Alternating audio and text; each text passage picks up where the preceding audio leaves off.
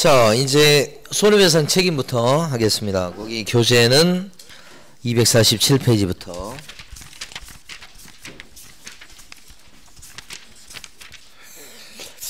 자, 일단 이것도 처음에 이제 부동산 사장님은 어느 때 손해배상 책임을 지는가? 손해배상 책임이다. 이렇게.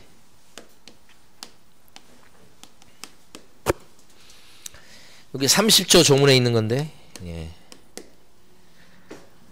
자, 요 배상 책임지는 거 보면 구조가 민법하고 똑같아요. 민법도 보면 이런 거 있죠. 일단 행위를 저질러야 돼. 이렇게. 책임지는 거 보면. 그 다음에 손해가 발생해야 돼요. 손해. 그 다음에 이 행위 때문에 손해가 났어야 돼요.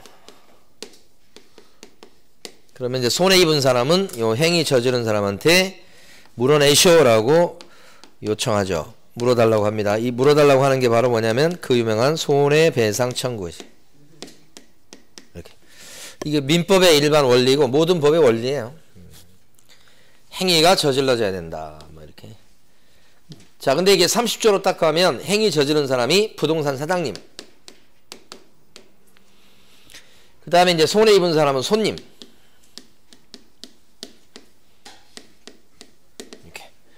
근데 손해가 발생했다고 해도 이 행위 때문에 손해가 발생해야 돼요. 그래서 실제는 요 때문에 요것은 이제 어려운 말로 하면 인과관계라고 그래요. 교재도 이런 말로 써져 있는데 어려운 말이고 같은 말인데 때문에 이런 뜻이에요. 제일 이해하기 쉬운 게 뭐냐면 이게 형법에서 나와요. 근데 이제 원리는 같으니까 형법 가지고 이해하는 게 제일 쉬워요. 죽었어 누가?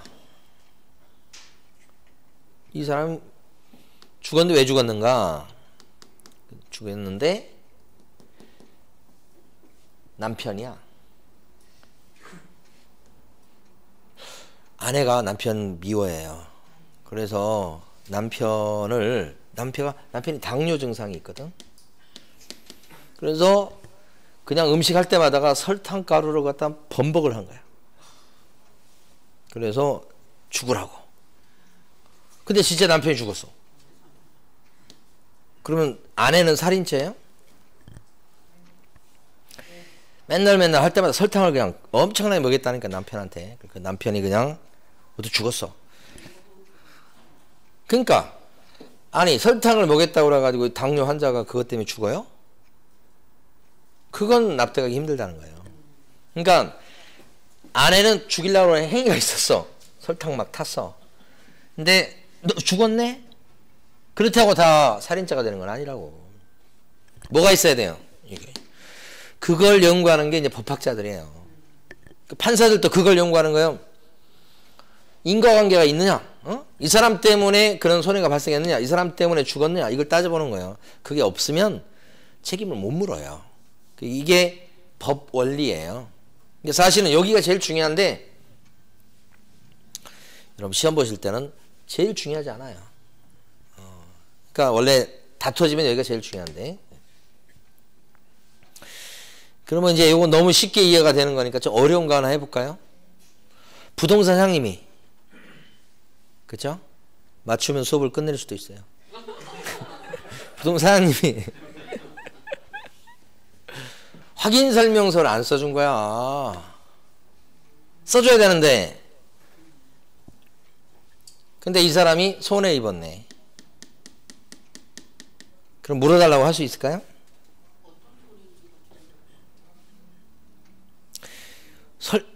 설명은 끝내주게 했어. 잘했어. 근데 확인 설명서를 안 준 거야. 끝판에. 근데 이 사람이 설명을 잘했는데 이 사람이 못 알아들었는지 아니면 그냥 알아듣고도 그냥 넘어갔는지 손해 입은 거 맞아. 그러면 청구할 수 있어요? 되게 어려운 거예요 이거. 머리 빠개지는 거예요. 판례예요 판례 지금 이게. 일반적으로 수업 시간에 제가 잘 안 하는 판례. 왜냐? 이거 하려고 하면 머리가 빠개지니까. 손해배상 청구 못 해요. 잘 설명했으니까 잘 설명해서 제대로 했는데 이 사람이 못 알아먹었거나 아니면 그걸 흘려들은 바람에 손해가 난 거예요. 이 사람이 확인설명서 안 줬지. 그건 법 위반이긴 한데 확인설명서를 안 준 것 때문에 손해가 나진 않아. 이게 납득이 되십니까? 법을 위반했지만 그 확인설명서 교부안한 그것 때문에 손해가 생긴 건 아니라고 보는 거예요. 그래서 책임을 인정 안 했습니다. 판례는. 근데 설명을 잘못했어.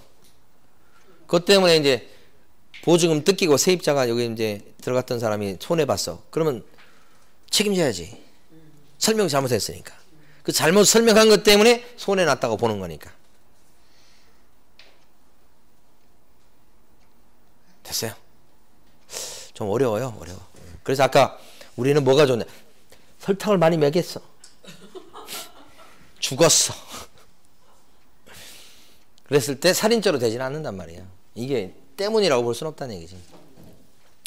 역사에 보면 그 저기 아빠 왕이 아들 세자를 많이 주기도만요. 저는 그 사도세자도 있지만 또 어제 보다 보니까 소현세자라고 또 있더라고. 인조가 소현세자 아들을 죽였어요. 근데 참 이해가 안 돼. 소현세자가 청나라에 가가지고 이 사람이 청나라가 우리나라에 있다가 청나라 딱 가면 이게 넓은 세상을 보잖아요. 그래서 마음이 탁 트여갖고 그렇게 다른 사람한테 잘했다는 거예요.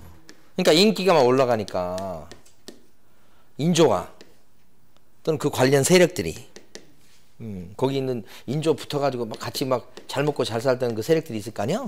이 사람들이 아 얘가 왕 올라와가지고 이딴 식으로 하면 우리가 떨어질 게 없는데 부추기고 해가지고 이거 죽였다는 거 아니에요. 부모가 자식을 죽인 거예요. 물론 여기서 사주를 하고 막 그랬겠지만 그죠? 단순히 부모가 자식을 단순히 죽인 건 아니고 여기도 결탁돼 있죠. 역사를 우리가 좀 보면 미래가 보여요. 미래가 역사를 알아야지만 현재 상태를 우리가 판단할 수 있다고. 역사가 얼마나 중요한지 몰라요. 역사가 가르쳐주고 있어요. 미래가 궁금하십니까? 역사를 배우세요. 왜? 역사는 반복되니까요. 그 구조 그대로 가고 있는 거예요. 근데 이걸 모르면 미래를 모르는 거예요. 그 옛날 역사를 쭉 보면 현재와 미래가 보여요. 어떻게 아버지가 자식을 죽여? 참 말이 안 돼. 왕이라는 그 권력 자체가 대단한 거죠. 그러니까. 네. 자, 쓸데없이 길었어요. 자, 여기 갑니다. 여기서 보면 이 행위를 저지른 사람, 개공이 책임져야 될 행위가 법에 따르면 두 가지예요. 하나는 중개행위하다가 잘못한 거예요. 소개하다가. 그러니까 대표적인 게 대출 빚에 대해서 설명을 잘못한 거야. 안 했거나 잘못 설명한 거야. 그 손해가 발생한 거야. 여기 금전적인 손해가 발생해야 돼요. 그러면 책임지시오 사장님은. 그렇게 30조에 나와있어. 또 배상 책임을 지는 행위 중에 또 하나가 뭐냐면 사무소 제공행위야. 이 사무소 제공행위는 부동산 사장님이 자기 사무실인데 자기 증이 걸려있는데 자기가 직접 운영하지 않고 사무실을 갖다가 딴 사람한테 이렇게 맡겨서 C로 하여금 운영하게 했더라 이런 말이에요. 그런데 요 B 요 사람한테 C가 사고를 친 거야. 요 C는 사무실을 자기 사무실 하는데 맡아서 하는 사람이에요. 빌려서 하는 사람이에요. 근데 이렇게 사고를 친 거지. 그러면 B 입장에서는 이렇게 배상 책임을 물어야지 원래는. 그런데 요 사람이 보통 자격증도 없고 사고 치면 도망갈 사람이고 이런 거예요. 그래서 이렇게 쳐들어가도록 법이 인정하고 있다. 이 사람 뭔 잘못했는가? 잘못한 거 없어. 그런데 사무실을 이 사람한테 빌려줬죠. 사무실을 제공하고 빌려줬다는 이것만 갖고도 책임지게 하는 거예요. 여기를. 그 위하고 다르지.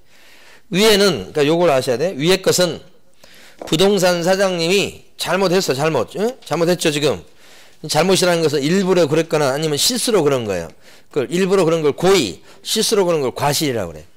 그러니까 위에는 고의, 과실, 잘못이 있는 거예요. 근데 밑에는요.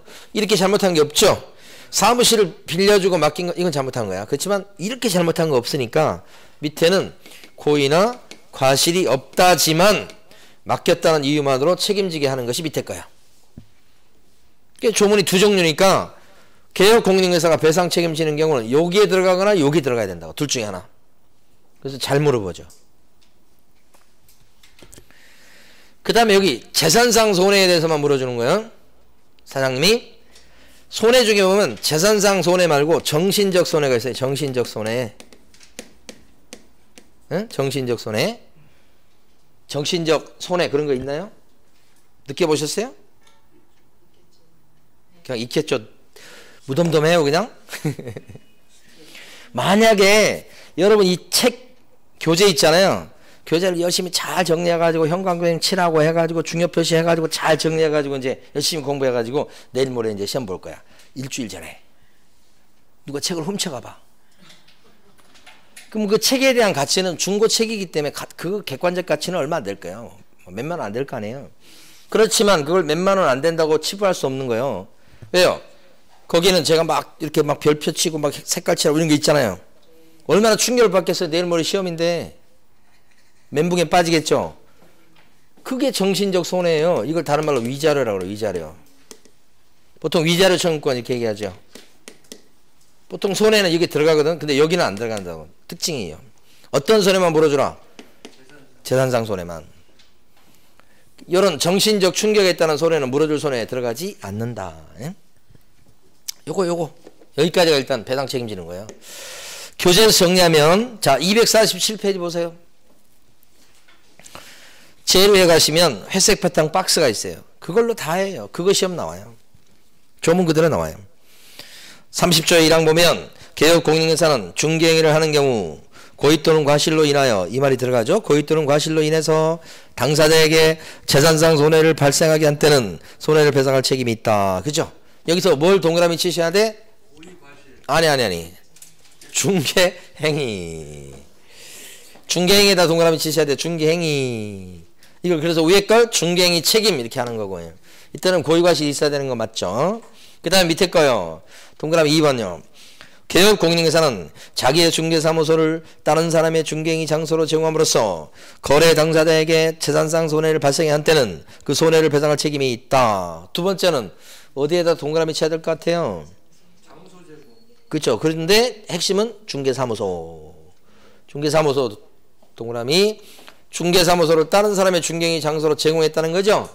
사무소 제공 책임이에요. 사무소에 동그라미 치셔야 돼요. 사무소 제공 책임. 이때는 고의과실 얘기가 써져 있나요? 지금 보세요. 고의과실 얘기 안 나오죠? 아까 동그라미 1번에서는 고의과실로 인하여 이렇게 표현하고 있지만 여기는 없죠? 그래서 이거 밑에 것을 갖다가 뭐라고 표현하면 무과실 책임이라고 표현해요. 무과실 책임이라고 표현해요. 무과실 책임이요. 이렇게.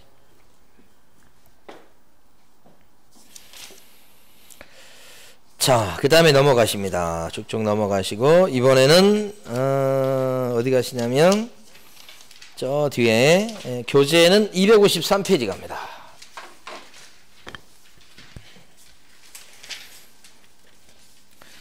자, 253페이지 보시게 되면 보증 설정 제도가 있죠. 보증 설정.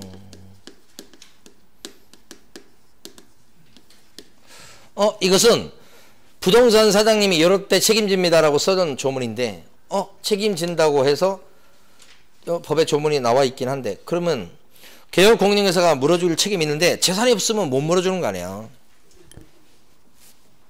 또 있다고 해도 자발적으로 딱상 물어주는 경우는 거의 없을 거니까.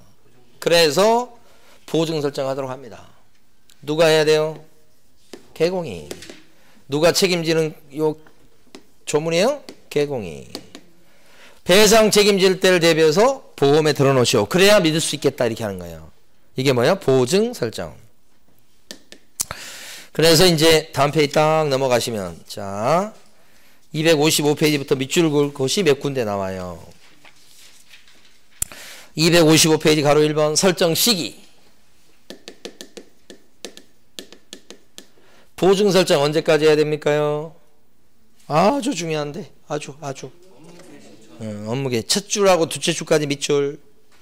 개혁공인중개사는 중개사무소 개설 등록한 때는 업무를 개시하기 전에 그거 중요합니다. 저 업무를 개시하기 전 이게 개설 등록 전하고 같은 말이에요. 개설 등록 전. 업무 개시 전. 개설 등록 전 그러면 안 돼요. 업무 개시 전까지 등록하세요. 저 보증 설정하시오. 등록 전 그러면 안 되네. 등록 전. 중개사무소 오픈하기 전. 등록 전 그러면 X. 등록해놓고 언제까지만 하면 돼요. 업무 개시 전까지만 하면 되겠다. 너무너무 중요합니다. 시험에 참 잘 나옵니다. 1번.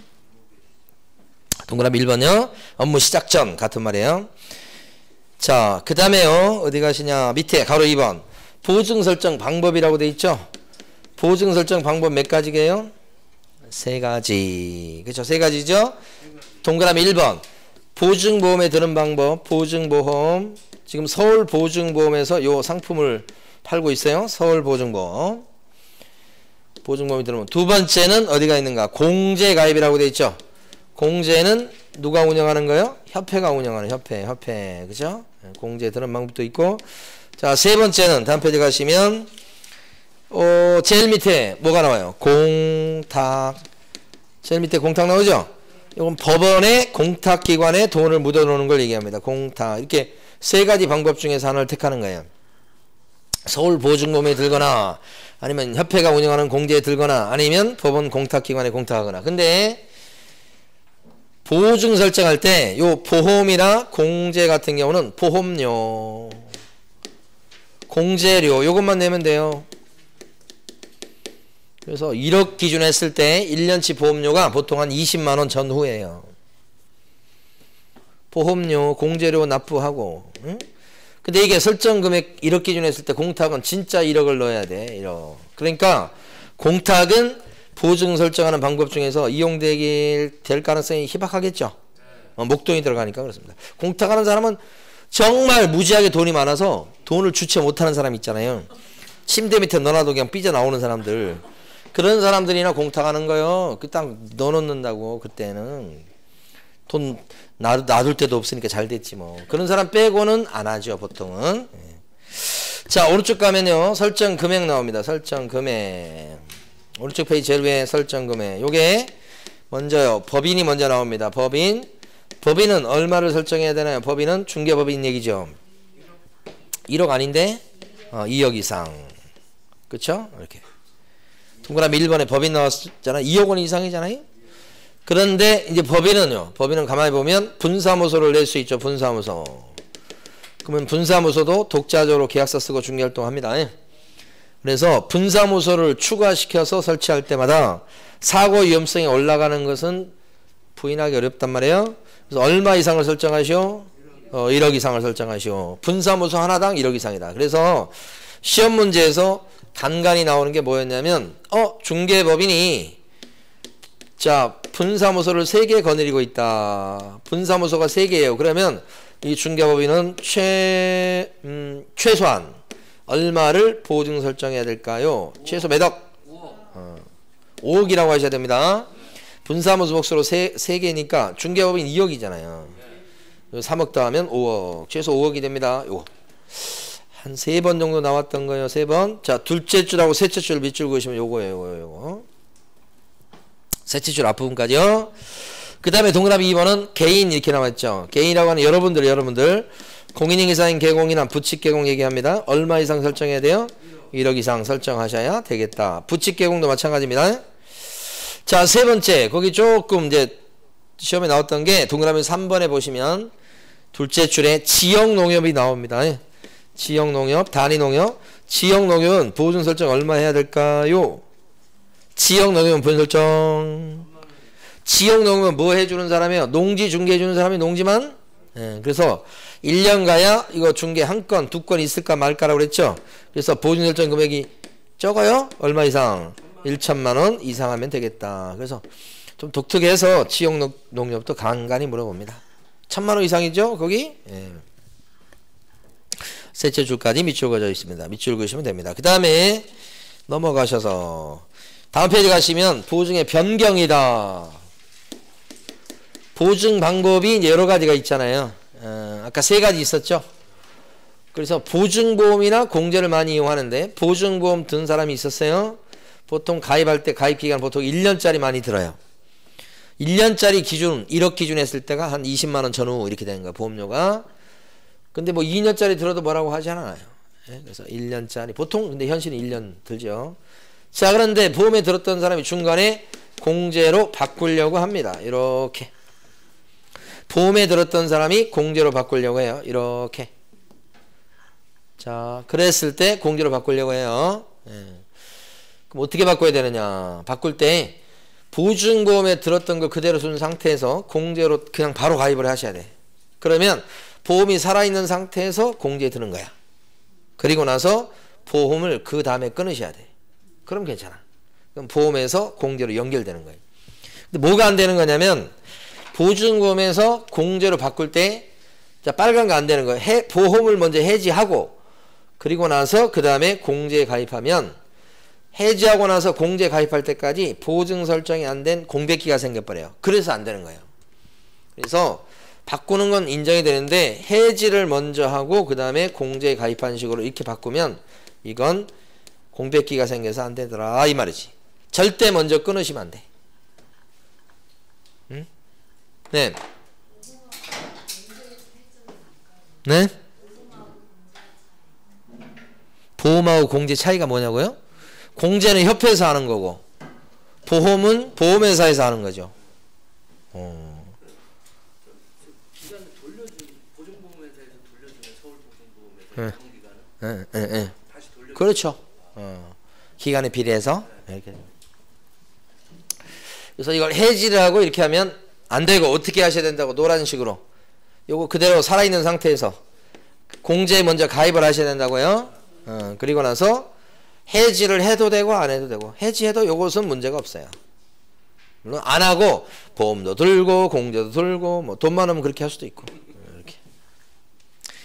보험하고 공제 그러니까 원래는 우리가 배울 때 보면 이 저기 뭐냐 공제가요. 우리 이제 옛날 책에서 이렇게 배웠어. 공제가 이 서양에서 이게 공제 제도가 생겼거든요. 이게 발전한 게 보험으로 발전한 거예요. 근데 교재에 보면 뭐가 있냐면 개 있죠, 개. 우리 신라 시대에 있었다고 해도 진짜 있었는가 모르겠어요. 약간. 책에는 그렇게 나와. 개가 요거하고 연결성은 없어요. 근데 학자들이 세상은 다 굴하잖아요, 사실은. 그거 거짓말 되게 많아요. 되게 많다는 정도로만 표현할게요. 다라고까지는 얘기 못 하겠고 거의 다인데 사실. 응? 우리가 역사 알고 있는 것도 거의 다 뻥이에요. 진실로 알고 계시죠? 다 뻥 엄청 많은 거예요. 어? 영웅 아닌 사람이 영웅으로 둔갑돼 있고. 그래서 참 역사를 알아야 미래를 안다고 그러는데 그 역사도 제대로 알아야 그거 미래를 알 수 있는 거예요. 진짜로. 나중에 미래 가면 또 어떻게 우리 시대를 어떻게 쓰고 있을지 몰라. 또. 자, 신라 시대 개가 공제 이렇게 여기 서양에서 온 거예요. 그러니까 이게 무슨 연관성이 있어요? 아, 우리 개가 서양으로 가서 공제가 됐어요? 아니잖아. 이게 단계를 보면 이제 의미는 있어요. 왜냐면 개는 정말 친한 사람 몇 명? 친목개. 공제는요. 좀 범위가 넓어. 단체 구성원들, 약사들도 개 한다고. 공제 다 있잖아. 약사들, 그죠? 공제 조합이 있잖아요. 보험은 어떻게 돼요? 난리 나는 거야. 보험은 모르는 사람도 그냥 막 드는 거잖아. 이게 범위가 더 넓잖아요. 이렇게 발전되어 온 거예요. 몰라. 여기는 그래도 좀 직접 모를 수 있지만 같은 조직이야, 조직. 이게 공제고 이게 보험이단 말이에요. 이게 협회 회원들 무슨 생명보험, 뭐 손해보험 이건 누구 모르잖아. 그렇죠? 그래서 이제 여기서 이제 생기는 것 중에 뭐가 있냐면 우리 최근에 보면 그 실손보험 있잖아요. 실손보험 그 보험료 계속 올라가잖아요. 아니에요? 올라가 이거. 왜 올라가요? 이게 막 모르는 사람들 이렇게 해서 먼저 먹은 놈이 임자야. 어? 뭐야 이렇게 도대체 아픈 것도 아닌데 가서 그냥 이렇게 치료받고 그것도 나중에 보험금 타니까 공짜로 치료받는다고 생각을 해. 그거 많이 하잖아요. 이게 그 익명성 몰라 모르는 사람끼리니까 뭐 이렇게 이런 거예요. 이게 그래서 이제 보험료가 막 올라가잖아요. 또 이거에 편성해가지고 은행이란다. 병원은 또 돈을 벌고 있죠. 가면 어떻게 무조건 주사 맞으라고 그러고 하여간 물리치료 받으라고 그러고 이건 뭐 40만 원 들어가지만 실손 다 처리된다고 하면서 의사들은 또 돈 벌고 앉아있고. 그렇죠. 우리가 낸 그 건강보험료에서 거기서 나가는 거 아니요. 그것도 계획을 해야 돼요, 사실은. 계획할 게 너무 많아. 의사들이 편하게 돌보는 것은 그런 구조도 있는 거예요. 근데 그 계약할 엄두는 안 내지요. 계약한다고 뭐 어떻게 있어? 들고 일어나잖아. 단체들이 있어갖고. 다 그래요, 다. 공무원들도 또 자기 연금 계약한다고 하면 다 들고 일어나고. 다 그렇지. 어려워요, 세상 계획이라고 하는 게. 그만큼 어려워요. 자, 가입을 하고 나서 그 다음에 해제. 이건 오케이. 뭐 이래도 괜찮아. 이런 뜻이. 예? 변경하는 거. 그걸 어떻게 표현하냐면, 258페이지 가보시면, 가로 1번에 첫째 줄부터 넷째 줄까지 밑줄 그어두고 읽으시면 돼요. 근데, 넷째 줄, 보증 변경 설정 신고해야 된다까지 밑줄을 그으시고 넷째 줄까지. 핵심이 어디냐면 이거예요. 거기 보면 둘째 줄에 보증에 효력이 있는 기간 중에 딴 보증을 설정하고, 여기가 핵심이에요. 보증에 효력이 있는 기간 중에 말은 요게 살아있는 상태에서 딴 보증을 설정하시라 이 말이에요. 이게 살아있는 상태에서 딴 보증을 설정하시라 이 말이에요. 네, 그래서 이 변경은 중자가 대단히 중요해요. 효력이 있는 기간 중에 요 중자가 대단히 중요하죠. 그러니까 이게 지금 제가 아는 사람이 다니던 회사에다가 사표를 내고서요, 내가 갈 데가 없냐 해가지고 기분 나쁘다고 사표를 내고서 지금 2년 가까이 놀고 있어요. 실업급여 다 타먹고요. 딴 데 가려고 하는데 그 나이에 이제 받아주는 데가 없는 거예요. 그런 식으로 하면 안 되지. 어떻게 해야 돼? 사표를 먼저 내면 절대 안 돼. 죽어도 안 돼. 가족이 망하는 거예요. 어떻게 해야 돼? 일단 갈 곳을 딱 정해놓고, 거기서 오라고 그러면 딱 정해놓고 그 다음에 어떻게 해야 돼? 사표를 멋지게 딱 던지는 거지. 예? 그게 멋있는 거지. 그죠? 근데 먼저 사표를 던져. 그래놓고는 찾아봐. 갈 데가 없으면 어떡해. 절대 먼저 사표를 내면 안 됩니다. 죽어도.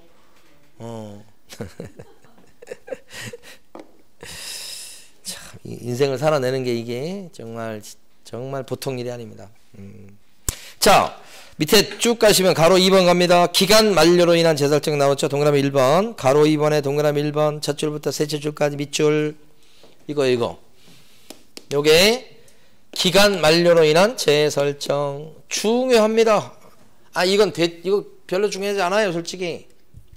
뭐가 중요한가? 이거 중요해, 이거. 기간이 끝나서 재설정한다. 이거 보시면 보통 1년짜리 된다고 그랬죠.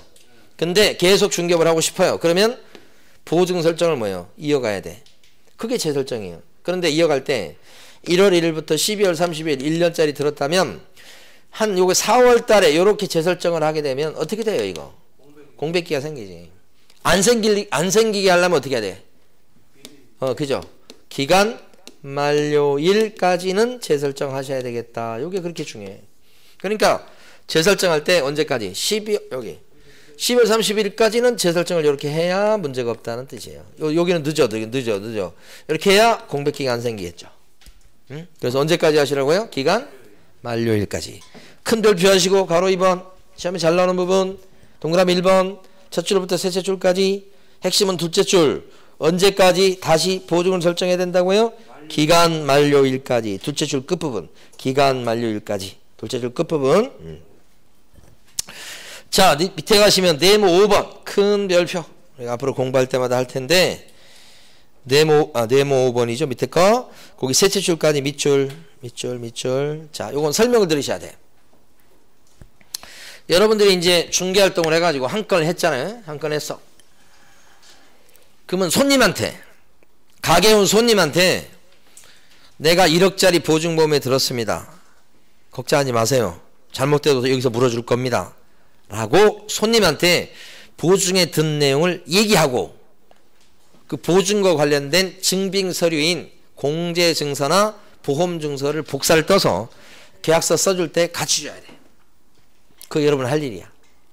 그러니까 계약서만 주고 끝나는 게 아니고 계약서 줄 때 뭣도 같이 줘야 돼. 확인설명서도 같이 줘야 돼. 또 뭣도 같이 줘야 돼.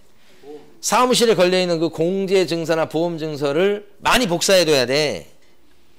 계약서 써서 줄 때마다 이 공제증서 복사 뜬 것을 갖다가 같이 껴서 줘야 된단 말이에요. 안 주면 과태료예요. 그러니까 여러분들은 사무실 차리시면 액자 속에 공제증서나 보험증서를 집어넣기 전에 어떻게 해야 돼? 복사를 미리 떠나야 되겠죠? 몇 장 정도 뜨실 거예요? 그렇죠. 1년에 한 1000건은 쓸 거니까 1000장 정도를 복사를 떴다가 쓸 때마다 이렇게 빼서 껴서 같이 주고 그렇게 하시라는 얘기지. 근데 그 서류만 주면 안 되고 나 1억짜리 보험에 들었어요. 이렇게 서울보증보험에 들었습니다. 걱정하지 마세요 하면서 말하고 주라는 뜻이에요. 그렇죠? 자, 거기서 세 줄을 밑줄 긋는데 읽어볼게요. 개업공인회사는 중개가 완성된 때에는 여기가 핵심이에요. 언제 보증 내용을 설명하냐면 중개가 완성된 때 설명하는 거예요. 중개 완성된 때 이거 동그라미 쳐주셔야 돼. 거기를 물어봐요. 의뢰 받았을 때 아니요. 중개 완성된 때. 중개 완성이란 말이 곳곳에 나와요. 중개 완성된 때 당사자에게 손해배상 책임 보호자에 관한 다음의 사항을 설명하고 1억짜리 보험에 들었어요 라고 설명하라고요. 그리고 관계증서 4번을 복사본을 교부해 주거나 종이로 된 걸 복사해 주거나 그렇게 못했을 때는 관계증서에 관한 전자문서를 제공하시오. 이메일로라도 줘라 이 말이에요. 그 서면으로 되어 있는 걸 전자문서로 된 것을 그런 뜻입니다. 자, 거기까지 보시고 260페이지 갑니다. 금액이 너무 작은 거 아니에요? 어떤 금액이야? 1억 원 보장이. 그러니까 저번에 말씀드렸는가 모르겠습니다만은 지금 옛날에 5천만 원이 냈다가 지금 1억으로 올랐죠. 또 올라갈 거예요. 얼마나 올라갈지 모르겠지만 제가 생각할 때는 2억 정도는 올라갈 거다. 이렇게. 오버가 되면 물어줘야 되는 거예요. 오버가 되면 물어준다는 게 뭐죠? 자, 여기서 지금 설명드릴 거예요. 자, 이게 뭐냐면 보증금을 어떻게 타느냐, 지급, 청구 절차, 요거 설명드릴 거예요. 자, 요걸 이해하시려면 요거 이제 구조를 좀 아셔야 돼. 자, 우리가 지금 세 가지 얘기를 하고 있어. 이게 세 번째 얘기야, 세 번째 얘기. 요거 두 번째 얘기, 설정, 요거 두 번째 얘기. 못 쫓아오네, 제가. 힘이 들었나봐, 제가. 얘가 첫 번째 얘기. 자, 첫 번째, 두 번째, 여기 세 번째 스토리라고요. 그래서 보면, 여기 부동산 사장님이 계시고요. 그러면, 자, 보증 설정 하셔야 돼. 응? 보증 설정? 방법 몇 가지죠? 세 가지. 보증보험, 또요. 공제 드는 거, 그 다음에 공탁하는 거 세 가지 이렇게. 언제까지 해야 돼요 이거? 이 사람이? 업무 개시 전. 업무 시작 전까지 이거 했었죠? 업무 개시 전까지 보증 설정하시오. 1억 이상, 2억 이상. 그럼 보증기관이 딱 만들어줘요. 일해 놓고서 일하시는 거야. 일하다가 A라는 사장님이 사고를 칠 수 있죠. 사고 쳤습니다 A가. 그러면 이 사고 쳤다는 것은 B라는 손님한테 어떻게 손해 입혔다는 거죠. 재산상 손해를 발생하게 했네요. 그러면 이 사람 B 입장에서 봤을 때는 어떻게 가만히 있지 않죠. 물어내라고 막 들어갑니다. 이거 물어내라고 하는 게 손해배상 청구죠. 줄여서 손배청구. 오케이. 요 구조가 저기 제일 앞에 나왔던 거 아니에요. 요 개업공인회사가 어떤 행위를 했을 때 책임을 져야 되는 거예요. 손해배상 책임을. 하나가 중개행위 하다가 잘못했을 때, 잘못 설명했을 때죠. 또 하나가 직접 잘못한 거 아니지만 딴 사람한테 사무실을 맡기고 빌려줬다가 맡아서 하는 사람이 사고를 했을 때죠. 예, 그 두 가지. 요거 아니면 요거. 둘 중에 하나의 행위했을 때 책임지는 거지. 이렇게. 그리고 재산상 손해만 물어주는 거다. 손해배상 청구를 할 때 여러분이 B 입장에 대보시면 처음부터 재판 걸질 않아요. 애한테 가서 너 때문에 지금 손해 났으니까 물어내라고 이제 청구하죠. 그때 A 입장에서 자기 책임이 인정된다고 한다면 시끄러운 거 이런 건 좀 싫으니까 자기가 물어주겠다고 하면서 합의를 시도할 수 있어요. 재판 가지 않고.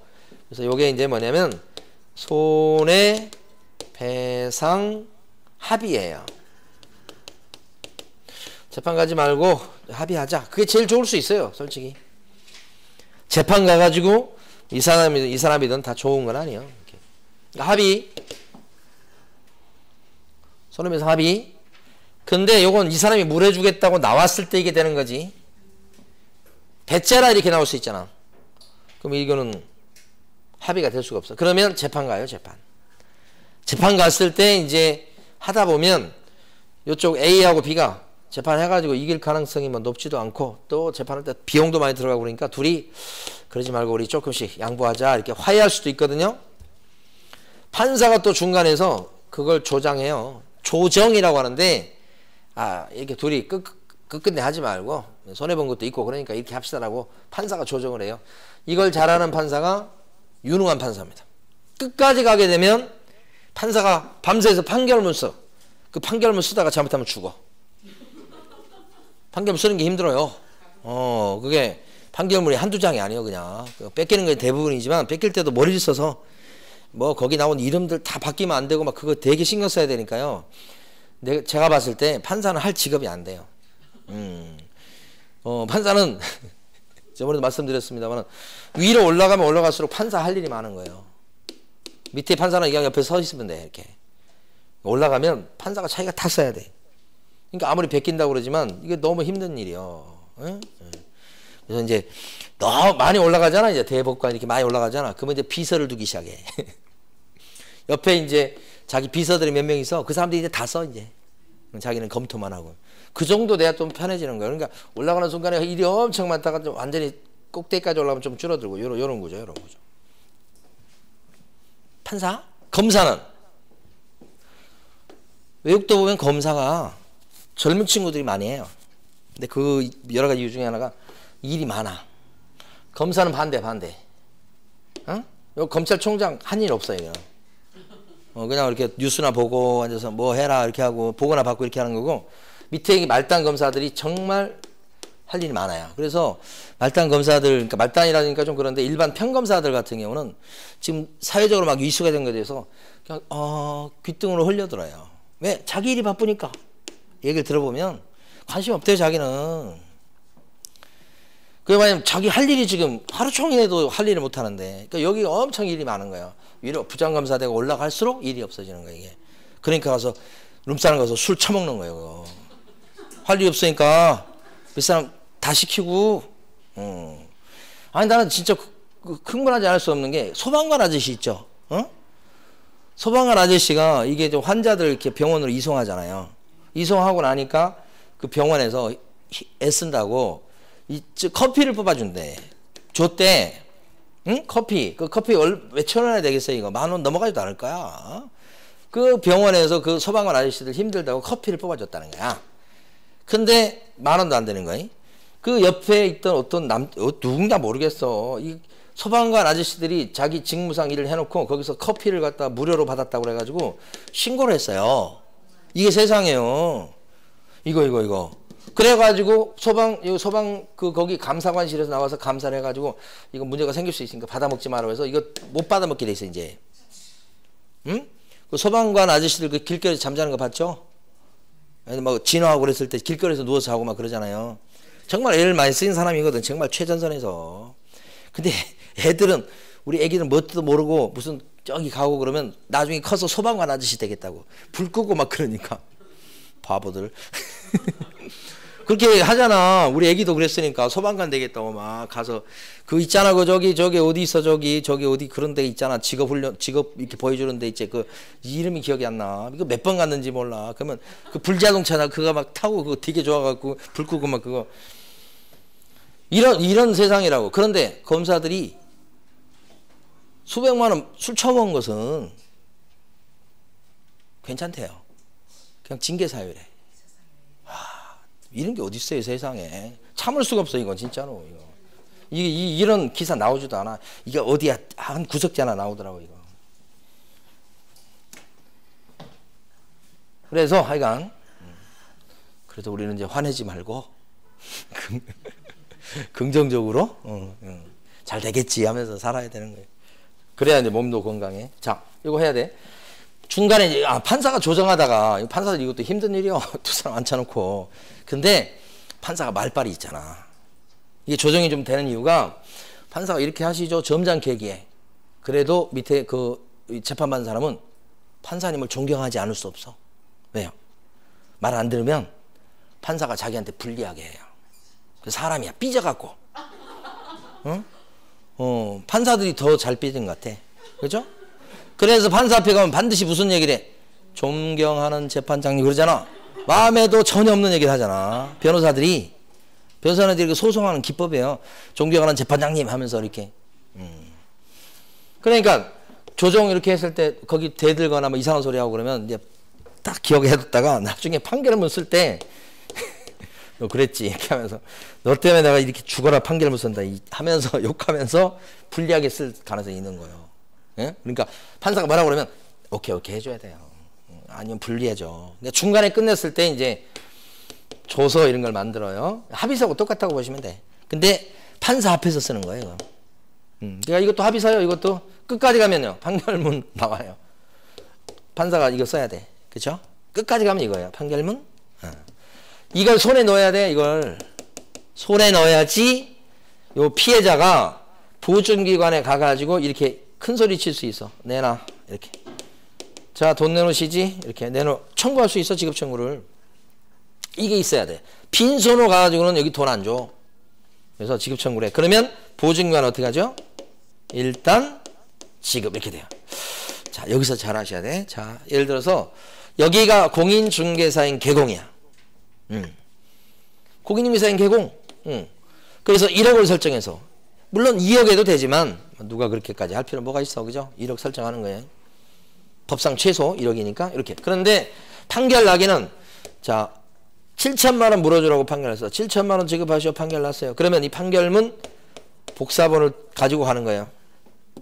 그럼 지급 청구에 7천만 원 지급하시오라고 청구해. 아니면 판결 나기가 7천만 원 났으니까 이렇게 지급 청구하면 보증료는 얼마 주겠어? 얼마 줘요? 1억 줘요? 7천만 원 줘요? 7천 주지 당연히. 그렇죠? 손에 난 게 7천만 원이니까 7천만 원 달라고 왔으니 7천 주지. 여기는 1억까지 책임져 주겠다는 얘기지. 1억을 무조건 준다는 얘기 아니고. 그래서 7천 주고 끝 이렇게 되는 거지. 근데 만약에 판결 나기는 1억 5천을 지급하라 라고 판결 날 수도 있거든. 얼마를 설정했는가는 관계없이 손에 난 거 보니까 1억 5천만 원 지급하시오 판결 날 수도 있거든. 노란 식으로. 이렇게. 그러면 1억 5천짜리를 들고 오는 거야. 그럼 보증기관은 얼마를 지급하겠어요? 여기서는 1억 지급하고 끝난다는 거예요. 1억 5천을 주는 게 아니고. 그러면 1억 주고, 왜냐면 자기는 이 보증기관은 보험회사는 1억까지 책임진다고 해서 지금 보험료 받은 것이거든요. 그러니까 거기 가면 주고 나머지 5천 어떻게 돼요? 여기는 책임 안 져줘. 나머지 5천은 누구한테 받아야 돼요? 사고를 친 개업 공인중개사한테 받을 수밖에 없죠. 여기에 받을 수밖에 없어. 근데 이 사람이 재산이 없으면 못 받는 거예요. 이거. 재산이 있다고 해도 자발적으로 물어주지 않으면 이거 받아내려면 힘들어. 이 사람 재산을 갖다가 경매를 쳐야 돼. 경매. 그래서 거기서 배당금이 나오면 거기서 이 5천을 가져가니까 시간이 엄청 걸릴 거야.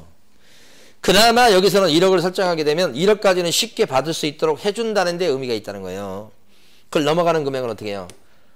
원래대로 재판하고 막 경매해가지고 그렇게 해서 받을 수밖에 없다는 얘기죠. 그러니까 받기가 쉽지가 않겠죠. 그래서 최소한의 금액을 일단 쉽게 받을 수 있도록 하는 제도가 이거고, 이건 이 사람을 위해서 만든 제도예요.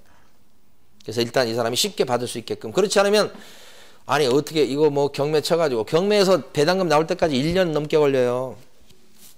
그럼 어느 세월에 받냐고 손해배상금을. 그럼 받기가 힘들면 받는데 오래 걸리면 하다가 지쳐서 그냥 관둬버려요. 그래서 일단 쉽게 받을 수 있도록 하는 거예요. 이게 이 제도예요. 보증설정제도가 그런 제도라고. 의미가 있어요 사실은. 그래서 요 구조를 알고 계시고 그 다음에 마무리 해봅니다. 이제 이거 여기서 지급됐죠. 그러면 이 관계는 쫑나요. 쫑나. 1년짜리 들었지만 사고 쳤어. 지급됐어. 그러면 보험기간이 남아있다고 그래가지고 그때 또 사고 낼 때마다 다 주는 게 아니에요. 한번 사고 나서 지급됐죠. 그걸로 끝나요. 끝나. 이 관계가 없어지는 거야.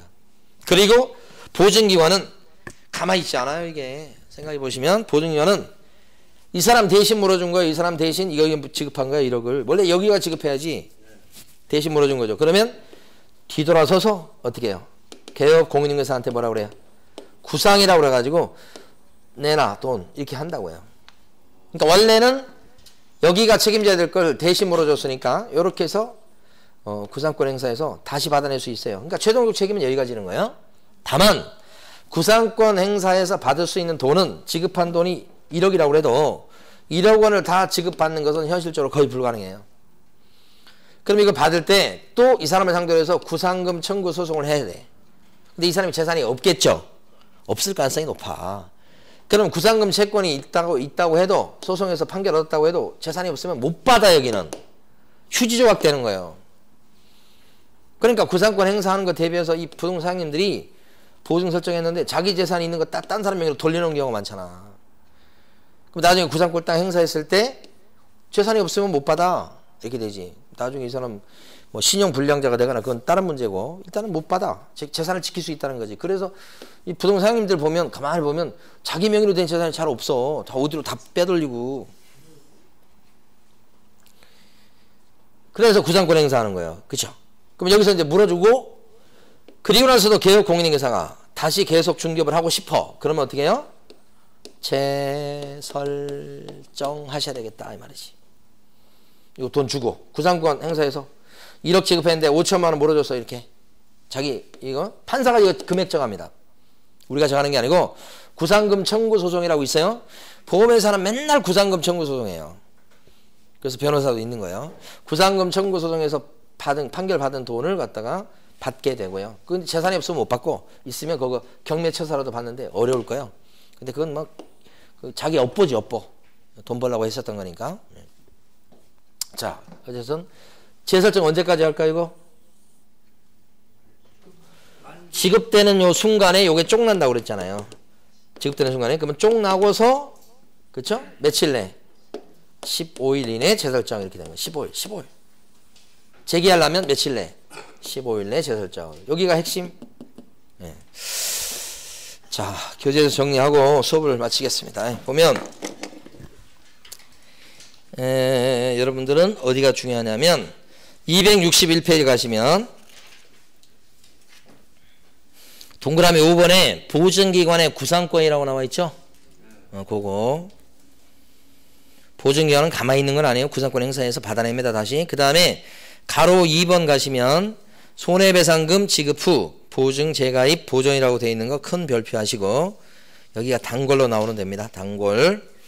자, 개업공인인계사는 보증보험금, 공제금 또는 공탁금으로 손해배상을 했을 때는 며칠 내 보험이나 공제에 다시 가입합니까? 15일이라는 기간을 맨날 물어봐요. 그리고 공탁금 중에서 부족하게 된 금액을 보존하셔야 되겠다. 그렇게. 공탁 한번 해봐요. 공탁. 만약에 공탁한 돈요. 자, 이 보증 개업공인인계사가 1억을 설정해. 1억. 근데 공탁을 1억을 했어요. 근데 판결문 들고 온 것은 얼마를 들고 왔냐면 7천만 원짜리 판결문을 들고 왔어. 그러면 7천만 원 지급하겠죠. 여기 있네. 7천만 원 지급했어. 그러면 남아있는 돈이 얼마 남았어요? 3천 남았죠 이제. 그럼 3천만 원 있는 돈 가지고는 이건 보증 설정했다고 할 수 없죠. 최소 얼마 해야 되니까? 1억을 해야 되니까. 그러면 부족한 금액 얼마 부족해요? 7천. 7천만 원을 갖다가 채워넣어야 된다 이 말이죠. 그게 재설정이죠. 공탁했다 또 공탁한다면 말이에요. 그렇죠? 만약 요게 어떻게 될까? 자 1억이죠. 근데 만약에 자 요게 1억 5천이면 요게 2억이라고 해봐. 2억.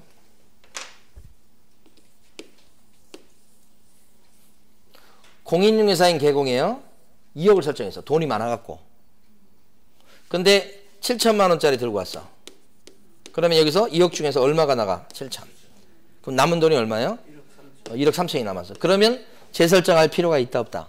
없다. 최소 얼마 설정해야 되니까? 2억까지는 필요 없잖아요. 1억만 돼도 되잖아요. 1억 넘었죠? 그럼 이때는 부족한 돈이 없잖아요. 그래서 재설정한다는 건 있을 수가 없지. 이건 그대로 하면 돼요. 이 경우는. 자, 여기까지 해서 우리 손해배상금까지 받고 그 262페이지 보시면 뭐 예치 권고제도가 있는데 여기서부터는 다음 주에 진도 나갈 수 있도록 그렇게 하겠습니다. 자, 여러분 다음 주에 어떻게 뵐 수 있을지 모르겠네요. 이건 잘해서 아니 솔직히 여러분들이 있으니까 조금 이제 수업할 때는 좀 힘이 덜 들어요. 여러분이 없고 그냥 혼자 수업하잖아요. 근데 힘이 하나도 없어요. 왜 그럴까요, 사람은? 그래서 이 단체를 이렇게 형성하게 되면 힘이 나요. 이게 서로 이제 그 힘을 주고받는 게 있어요. 알게 모르게. 예, 그러니까 어떻게 다음 주도 여러분 나오셨으면 좋겠다 이런 생각을 해봅니다. 자, 오늘 여기까지 합니다. 수고 많으셨습니다. 네.